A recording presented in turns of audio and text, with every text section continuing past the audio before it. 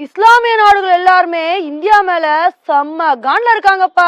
இத வச்சு எப்படி உங்களுக்கு எதிராக திரும்புறோம்னு மட்டும் பாருங்க. இப்படிதாங்க பாகிஸ்தான் எப்ப பார்த்தாலும் இந்தியாவுக்கு எதிராக கம்பு சுத்திட்டு இருப்பாங்க. அவங்க மூஞ்சில கரிய பூசுற மாதிரி தான் ஈரான் சூப்பரான வேலையை பண்ணிருக்காங்க. இன்னைக்கு நம்ம வீடியோல அது என்ன வேலை அப்படின்றதான் பார்க்க போறோம்.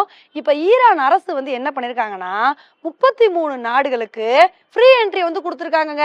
அதாவது இந்த நாடுகள்ல இருந்து எங்க நாட்டுக்கு வரணும் அப்படின்னா கவலையே படாதீங்க, இனிமேல் விசா எதுவுமே தேவையில்ல, நீங்க பாட்டுக்கு கேஷுவலா போயிட்டே இருக்கலாம் அப்படின்னு சொல்லிட்டு 33 நாடுகளுக்கு இந்த ஒரு சலுகையை கொடுத்து அந்த லிஸ்ட்டை வெளியிட்டிருக்காங்க. இதுல நம்ம இந்தியா உள்பட Russia, Saudi Arabia, UAE, Zimbabwe அப்படின்னு சொல்லிட்டு எக்கச்சக்கமான நாடுகள் இந்த லிஸ்ட்ல இருக்காங்க.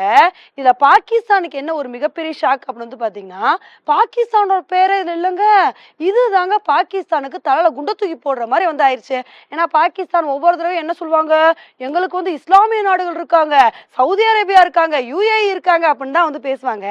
இந்த 2 நாடுகள் தான் கலட்டி விட்டாங்கன்னு பார்த்தா இப்ப ஈரானும் பாகிஸ்தானை கலட்டி விட்டுட்டாங்க. வேணாப்பா, உங்க நாட்டுல இருந்து ஆளுங்க வந்தா எப்படி எங்க நாடு ஆகும்னு தெரியும், அதனால உங்களுக்கு எல்லாம் இந்த ஃப்ரீ என்ட்ரி கொடுக்க முடியாதுன்னு சொல்லிட்டு பல நாடுகளுக்கு இந்த ஒரு சலுகையை கொடுத்தா கூட பாகிஸ்தானுக்கு கொடுக்காம ஈரான் அரசு மறுத்துட்டாங்க. இதுதான் ரொம்பவே ஒரு முக்கியமான விஷயமா பார்க்கப்படுது. இதுல இருக்கிறதுலே ஒரு முக்கியமான விஷயம் என்னன்னா, ஈரான் நம்ம இந்தியாவுக்கு இந்த மாதிரி ஒரு சலுகையை கொடுத்ததாங்க. ஏன்னா இதுக்கு முன்னாடி இலங்கை, தாய்லாந்து இந்த மாதிரி பல நாடுகள் நம்ம இந்தியாவுக்கு இந்த மாதிரி ஒரு சலுகையை கொடுத்துருக்காங்க.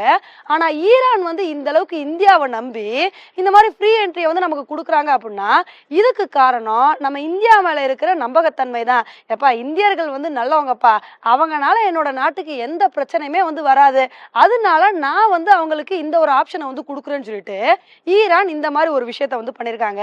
இதே பாகிஸ்தானுக்கு கொடுத்தாங்க அப்படின்னா பாகிஸ்தான்ல இருந்து சிட்டிசன்ஸ் அப்படின்ற பேர்ல நிறைய பேர் அங்க பல பிரச்சனையை ஏற்படுத்துவாங்க.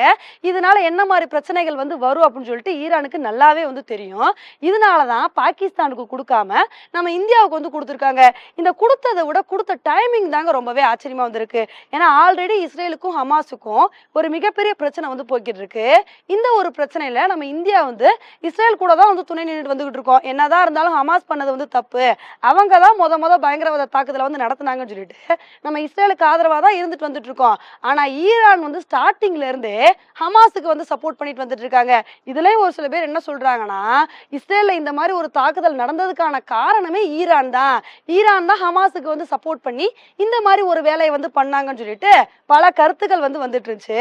அப்படிலாம் இருக்கும்போது கூட இந்தியா இஸ்ரேலுக்கு சப்போர்ட் பண்றாங்கப்பா, அதனால நாங்க இந்த சலுகையை இந்தியாவுக்கு கொடுக்க மாட்டோம் அப்படிலாம் இல்லாம, இந்தியா ஒரு நல்ல நாடு, நம்பகத்தன்மையான நாடு, அவங்களுக்கு இந்த விஷயத்த கொடுத்தா இதனால நம்ம நாட்டுக்கு பல சலுகைகள் கிடைக்கும், அங்க இருந்து நிறைய டூரிஸ்ட் நம்ம நாட்டுக்கு வருவாங்க அப்படின்றக்காண்டி தான் ஈரான் இந்த மாதிரி ஒரு முடிவு எடுத்திருக்காங்க. ஓகே ஃப்ரெண்ட்ஸ், இந்த ஒரு விஷயத்தை பத்தி நீங்க என்ன நினைக்கிறீங்க அப்படின்றத என்னோட கமெண்ட் செக்ஷன்ல போடுங்க. இதே மாதிரி இன்னொரு மீட் பண்றேன். Bye friends.